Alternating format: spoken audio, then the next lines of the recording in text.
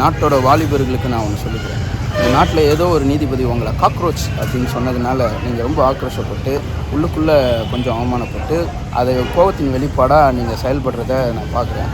ஆனால் இந்த வானத்தையும் பூமியும் படைத்த இயேசு கிறிஸ்து நமக்காக இந்த உலகத்தில் தன் ஜீவனை கொடுத்து பாவத்திலிருந்து மீட்ட இயேசு கிறிஸ்து தன்னை புழு என்று சொல்லியிருக்கிறார் ஒரு இடத்துல. சிருஷ்டிகரான அவரே தன்னை புழு அப்படின்னு சொல்லி ஒரு இடத்துல சொல்லியிருக்கும் பொழுது எவன் நம்மளை காக்ரோச்னு கூப்பிட்டா நம்மளுக்கு என்ன போடா அப்படின்ட்டு நம்ம வேலையை பார்த்துட்டு முன்னேறி போயிட்டே இருப்போம். நான் கைஸ் அதை பற்றின விளக்கம் தான் பின்னாடி வருது, கேளுங்க. பைபிள் மிகவும் மகத்தானது. ஏன்னா சிலுவையில் இயேசு கிறிஸ்து வாயை திறந்து என் தேவனே ஏன் என்னை கைவிட்டீர்னு சொல்கிறாரு. அதே வார்த்தையை பல ஆயிரம் வருடங்களுக்கு முன்பாக தாவீது 22வது சங்கீதத்தில் தன்னை பற்றி பாடும்போது கடவுள் அவரை தீர்க்க தரிசனமாக என் தேவனே ஏன் என்னை கைவிட்டீர் என்கிற வசனத்தை சொல்ல வைக்கிறார். அதன் மூலமாக அது கிறிஸ்துவிலே நிறைவேறுகிறதை நாம் சிலுவையில் பார்க்குறோம். இந்த மாதிரி பல தீர்க்க தரிசன வசனங்கள், கிறிஸ்துவை பற்றின வசனங்கள், மேசியாவை பற்றின வசனங்கள் இயேசு கிறிஸ்துவினாலும் இயேசு கிறிஸ்துவ மேலும் மூலமாகவும் நிறைவேறினதை நம்ம புதிய ஏற்பாட்டில் பார்க்கலாம். ஸோ புதிய ஏற்பாடு இல்லாத பழைய ஏற்பாடு முற்று பெறாதது. அதே மாதிரி பழைய ஏற்பாடு இல்லாத புதிய ஏற்பாடு சாட்சி இல்லாதது. இதில் இந்த 22வது சங்கீதத்தில் குறிப்பாக ஒரு முக்கியமான விஷயத்தை சமீபத்தில் நான் கண்டுகொண்டேன். அது என்னென்னா 6வது வசனத்தில் இயேசு தாவீது மூலமாக தீர்க்க தரிசனமாக ஒரு வார்த்தையை சொல்லுகிறார். நானோ புழு, நான் மனிதன் அல்ல அப்படின்னு சொல்கிறார். இந்த வசனம் எபிரேயத்தில் புழு என்ற அந்த பதத்தில் பொதுவாக அவங்க என்ன யூஸ் பண்ணுவாங்கன்னா ரிமா அப்படின்ற வார்த்தையை யூஸ் பண்ணுவாங்க. ஆனால் இந்த குறிப்பிட்ட வசனத்தில் அவங்க டோலா அப்படின்ற வார்த்தையை யூஸ் பண்ணுறாங்க. இந்த டோலான்ற பதத்துக்கு கிரிம்சன் வாம் அப்படின்ற ஒரு குறிப்பிட்ட புழுவை குறிப்பிடுகின்ற பெயர் தான் இந்த டோலா. அப்படி பார்க்கும்போது இந்த கிரிம்சன் வாம் அப்படின்ற இந்த புழுக்கு ஒரு சிறப்பு குணாதிசயம் உண்டு. அது என்ன பண்ணும், மரத்தில் போய் தன்னை ஒட்டிக்கொள்ளும். ஒன்று அழுத்தி கொண்ட ஒன்று அதை சுற்றிலும் தன் உடலிலிருந்து ஒரு சிவப்பு நிற திரவம் ஃபார்ம் ஆகி ஒரு கூடு மாதிரி ஆகிடும். அந்த மாதிரி கூடு மாதிரி ஆன உடனே அது உள்ளேயே குட்டி போடும்.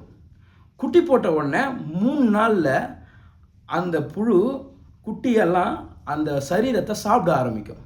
அப்படி சாப்பிட ஆரம்பிக்கும் போது அது இறந்துடும். அந்த சரீரத்தெல்லாம் இந்த புழுக்கள் சாப்பிட ஆரம்பித்து இந்த குட்டிகள் அதுக்கப்புறம் அது வெளியில் வரும். இந்த நிகழ்வு நடக்கும்பொழுது அந்த சிகப்பான திரவம் அப்படியே உருகி ஊற்றி அந்த மரம் முழுவதும் அது ஒரு ரத்தம் வடிந்ததை போல ஒரு காட்சி அளிக்கும். இதை குறிப்பிட்டு தான் இயேசு தீர்க்க தரிசனமாக சொல்கிறார்.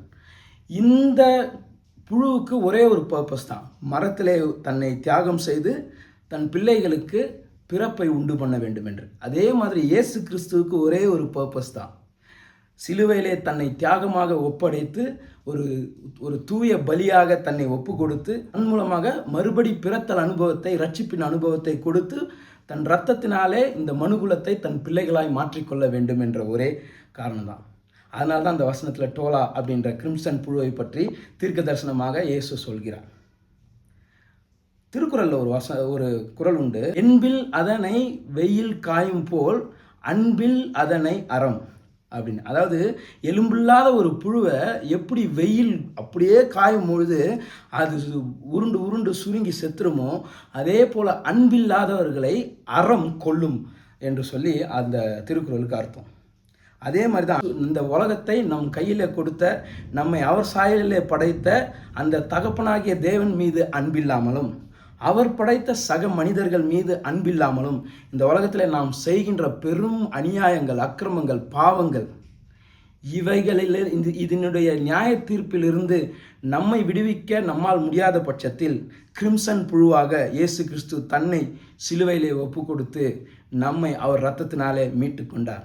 இதை 22வது சங்கீதம் 22 பார்க்குறோம், இயேசு கிறிஸ்து சிலுவையிலே பார்க்குறோம். திருக்குறளும் இதை சொல்லுகிறது.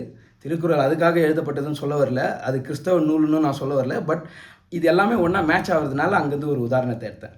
சூப்பரில் பைபிள். இன்னும் நிறைய இதே போல் நிறைய வீடியோ பார்ப்போம்.